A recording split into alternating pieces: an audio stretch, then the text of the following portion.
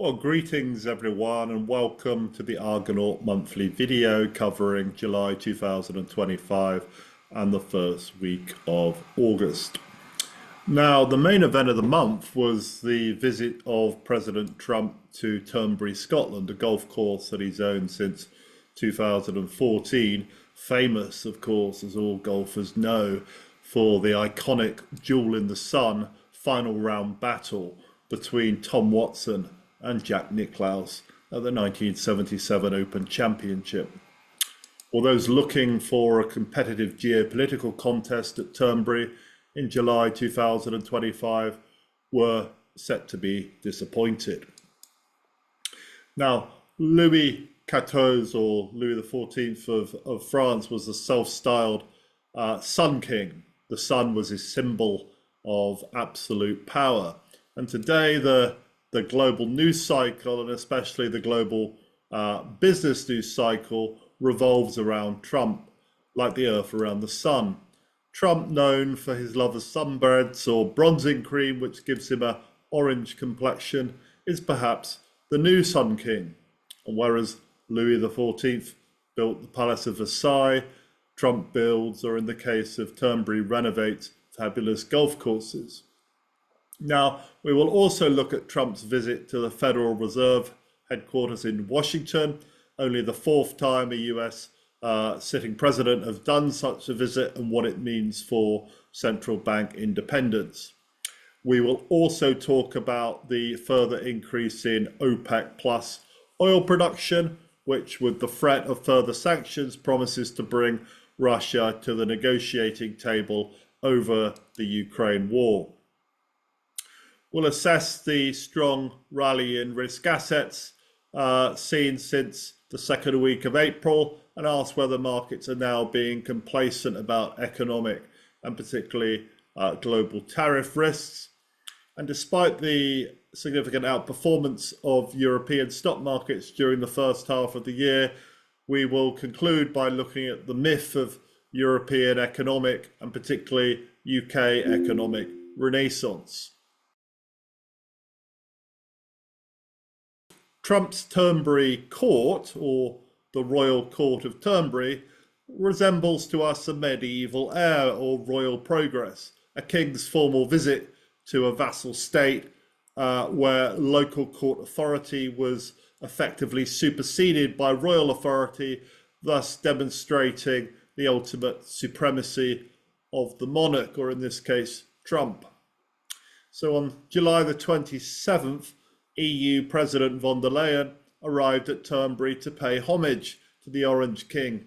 She agreed that firms in the EU should pay a 15% tariff to export their goods into the US with no reciprocal tariffs, and over the next 3 years promised that the EU would purchase $750 billion of US energy versus current energy purchases of around $100 billion,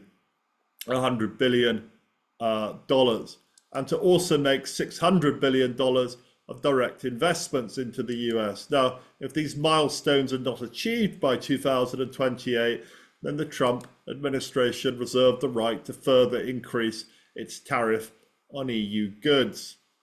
Hence, to all intents and purposes, the EU was humiliated, agreeing to pay Danegeld, a tax or a tribute in return for peace, like Ethelbert, King of the Saxons, in 865, when confronted with the great heathen army of Danish Vikings under the leadership of Ivar the Boneless. Now, von der Leyen was the first to pay tribute, but on the next day, on July the 28th, it was the turn of our Knight of the Realm, Sir Keir, to kiss the ring, to bend the knee, and to be subject to admonition and instruction, with Trump reminding him of his duty to govern both competently and justly.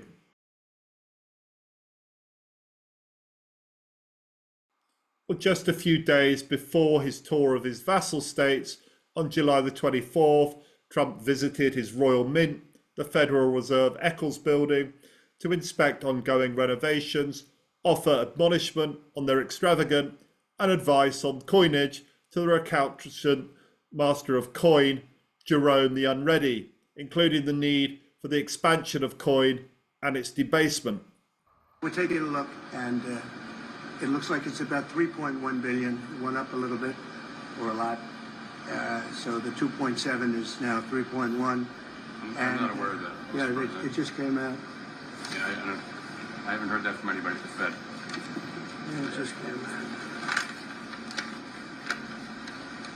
Our notes had it about 3.1 as well. 3.1. 3.2. This came from us? Yes. I don't know who does that. Now you're including the Martin renovation. You just added. Entire capital. Yeah, you just added in a third building. Is what that is. That's a third building. Well, no, but it's a building that's being built. No, it was built 5 years ago. We finished Martin 5 years ago.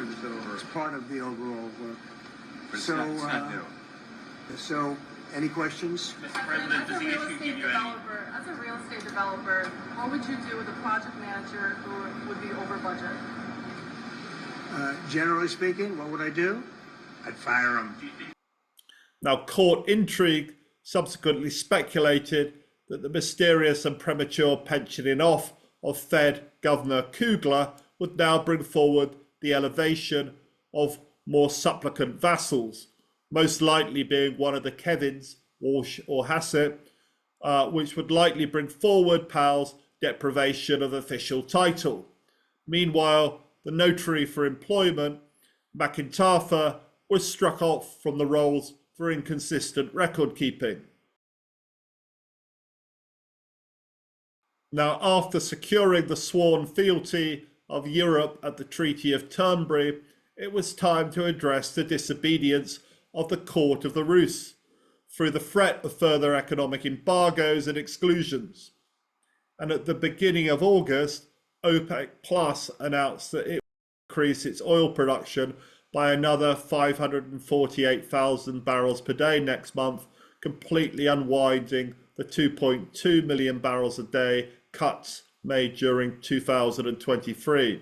Now, we think this is part of an American-Saudi effort to pressurize Putin to end the Ukraine war. But Putin will stop killing people if you get energy down another $10 a barrel. He's going to have no choice because his economy stinks. So with this increase in OPEC production, and as we approach the Northern Hemisphere winter, with the anticipation of further tightening of sanctions around the Russian dark fleet, as well as secondary sanctions on buyers of Russian oil, we took the opportunity to re-enter the tanker trade, which did very well for us last year at more attractive valuations. We also continue to run positions in companies with Eastern European assets that might benefit from a cessation of hostilities. Now, we've also taken profit on European defence exposure, since we believe that Europe's commitment to new NATO targets is, outside of Germany, flimsy and likely to be subject to a flip-flop at the first whiff of Ukrainian ceasefire. Now, in view of the market turbulence caused by the announcement of a 20% global tariff on Liberation Day in April, it seems odd that markets should now be significantly higher, even though the effective global tariff rate for the US is today now 18%, so not too far from the 20% announced in April. Indeed, since the equity market bottomed on April the 8th, highly shorted names in both the US and Europe, normally sharing low quality, high leverage characteristics, have seen an abnormally good period of performance, which their history suggests is unlikely to be sustained. Simply put, kind of low quality companies with weak balance sheets don't perform well over long periods of time. Now, we've also witnessed the re-emergence of US meme stock retail trading in recent weeks. This has made shorting the market temporarily more difficult, but also suggests some complacency and a higher than normal probability, at least for a short-term pullback. Now, we remain cautious about any narrative suggesting a European economic renaissance. This is different from a tactical valuation trade or an acceptance that the European stock markets, at least in the short term, are not the same as European economies. but we find it somewhat illogical that there should be so much enthusiasm for European assets when the euro has now rallied some 20% from its low against the dollar, and which in combination with a 15% tariff makes European manufacturing some 35% less competitive. Now, we also note that these competitiveness issues are now showing up in Q2 reporting season, with FX tailwinds for US multinationals and headwinds building for European exporters.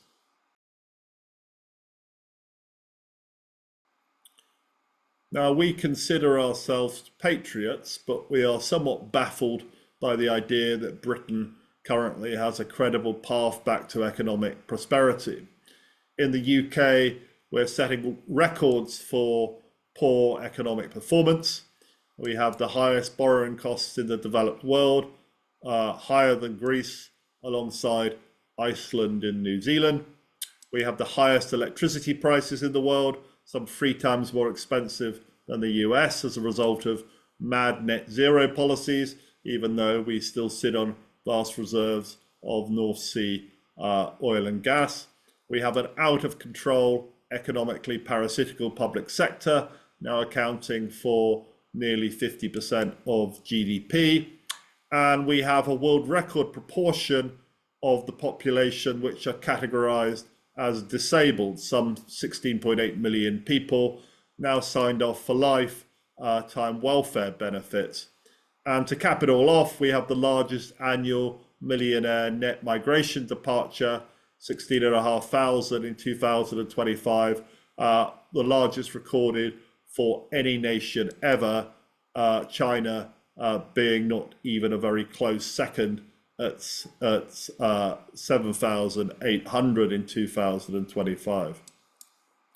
Now, during July, our Rachel Reeves, our Chancellor of the Exchequer, diagnosed in her Mansion House speech Britain's main economic problem being none of these, but a lack of investment. And her solution to this would be to try to force British capital to invest in British equities through the abolition of cash ISAs, forcing UK pension funds to invest a certain proportion within the UK, and launching a sovereign wealth fund using taxpayers' money to invest in businesses backed by her Labour government. Now, we know that governments allocate capital worse than the world's worst fund manager. So if this wasn't so tragic, it would be laughable. Now, it seems obvious to us that since the role of private capital, i.e. fund managers, investors, is to seek profits, it is perfectly rational for UK capital to seek higher returns outside of the UK and at the same time diversify away from the risk of those profits being stolen or confiscated by the UK government. And indeed, since exchange controls on UK capital were abolished in 1979 and British capital allowed to invest freely abroad, this has created not only a world-leading asset management industry, but significant wealth for the UK. And in fact, we think this has been the single best economic decision made in the UK in the last 60 years for the UK, and we'll be writing in more detail about this in the weeks ahead.